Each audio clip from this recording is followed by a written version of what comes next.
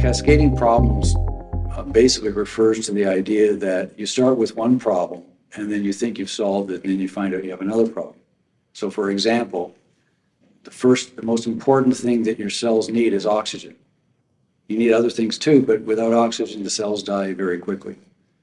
So your body has a respiratory system that brings in oxygen and controls the oxygen level with various activities. So once you bring the oxygen into the blood, then you're faced with another problem because the oxygen doesn't dissolve well in blood, so you have to have hemoglobin to carry the oxygen. But if you need a certain amount of oxygen, and that means you have to have a certain amount of hemoglobin, so the hemoglobin has to be controlled. So you have kidney cells that sense the oxygen level, and they set out a hormone called erythropoietin. And the erythropoietin travels in the blood and attaches to specific receptors on stem cells in the bone marrow. And it tells those stem cells to become red blood cells.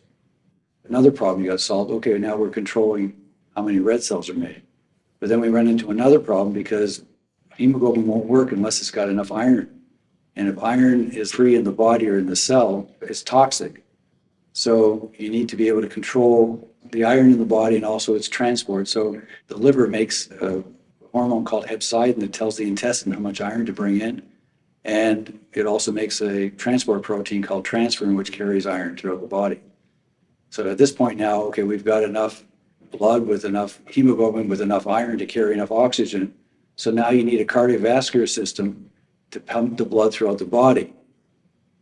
But your body has certain activity levels, such as if you're running, your heart has to speed up. So now you need the autonomic nervous system to tell the heart how hard and fast to pump when you're active.